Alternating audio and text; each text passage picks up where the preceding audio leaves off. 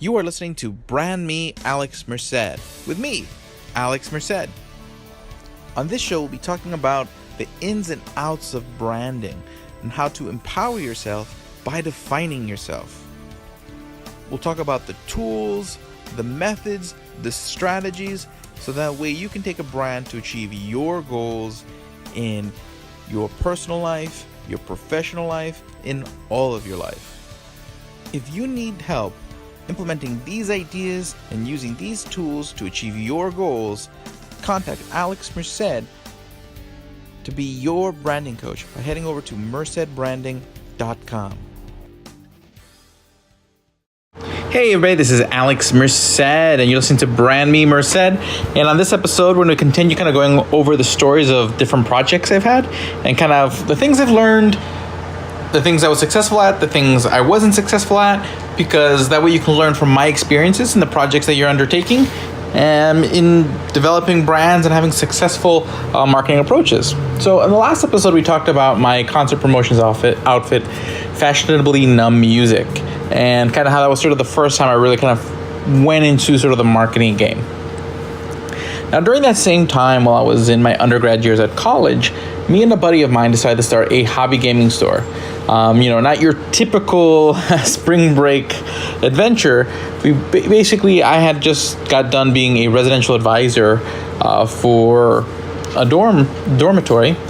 And my buddy, he had just gotten out of a relationship. So both of us kind of were in a place where we're looking on for a new project, something new to undertake. So I had always been a fan I'm from Manchester, Connecticut. And there at the mall, there was this place called, I forget what the name of the actual establishment was, but it was a LAN gaming center. It was basically a sea of computers where gamers like myself could sit down, play Counter-Strike with their friends and whatnot. And in Bowling Green, Ohio, where I was going to college, there wasn't any kind of facilities like this for, geeks like me. So I had the idea of saying, hey, you know what? How about we start a business like that? Because we both kind of wanted to start a business. So he suggested me to go write up a business plan, and we'll discuss it further from there. And that's what I did. I went and got the number as far as what a location will cost, what the vendors and the inventory would cost, what we could charge, all that stuff. I did all that legwork. How did I learn to write a business plan? I Googled it. Like a lot of things, I self-taught myself.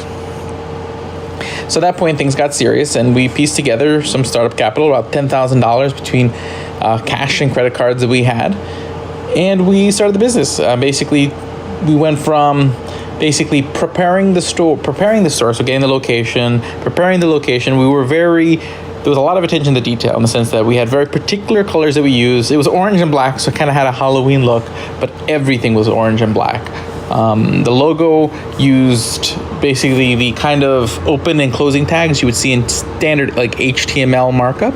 So the idea was that this was supposed to signal to geeks, tech geeks, people who would kind of appreciate those little details. So when discussing our target market, we decided what we wanted to do is not just open up another hobby retail store. We were opening up a gamer's lounge. That's why the name of the business was The Gamer's Lounge.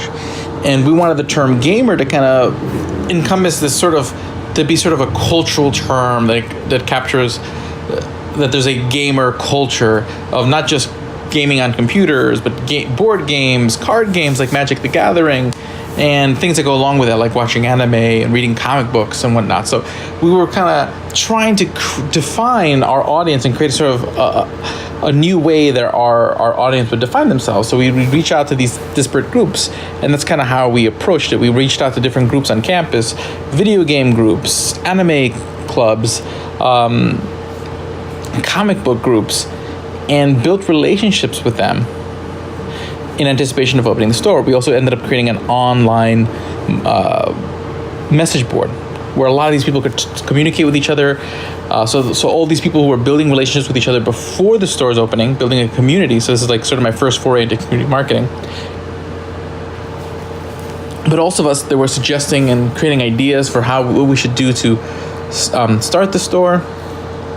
So this way we're getting all this feedback ahead of time of what our future customers would want. And then when the time came that we were doing a lot of the painting and assembling of the store, we actually asked for volunteers from our future customers, and they were enthused to be involved, and they just made them have that much closer a connection to the store. And basically what happened is that we had a line around the block the first day because all our customers had a real stake in the success of the store. And it was a wonderful success the first couple months. We made back our initial capital very quickly. And that was one of the things that really, really worked out for us. Again, sort of, one, we had a really well-defined market.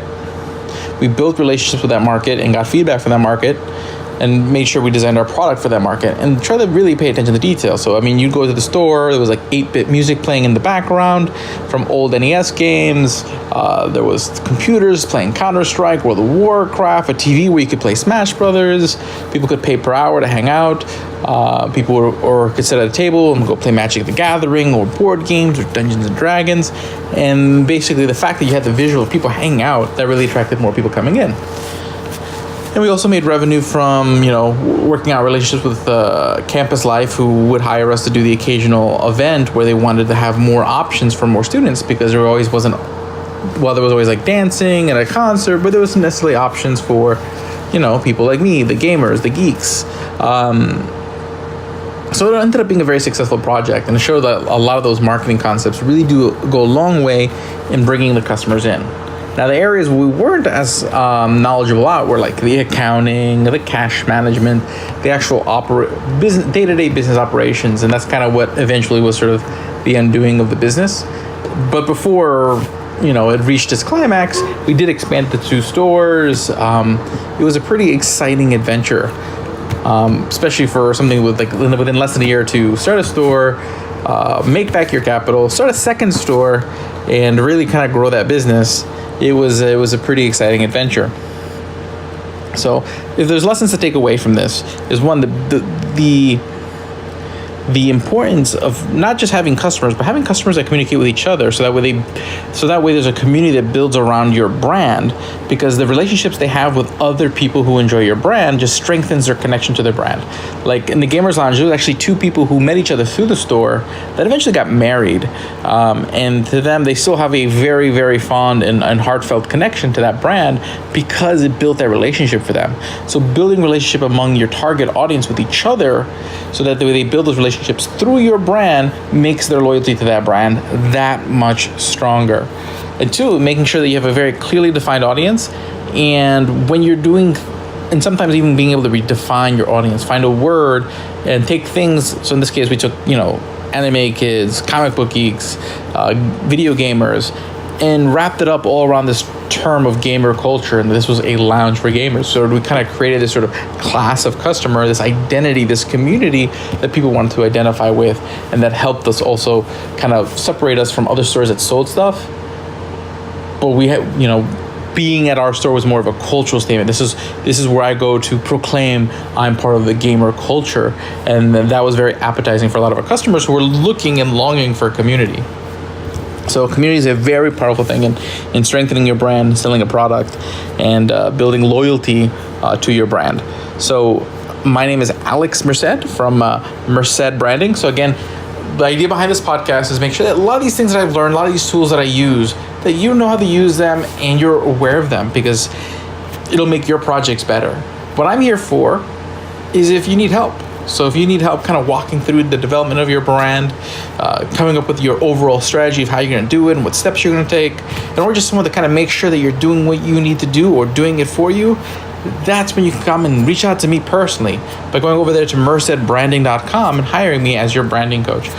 And we'll sit there and help you achieve your goals and figure out what the right plan is to get to where you need to be and get you there.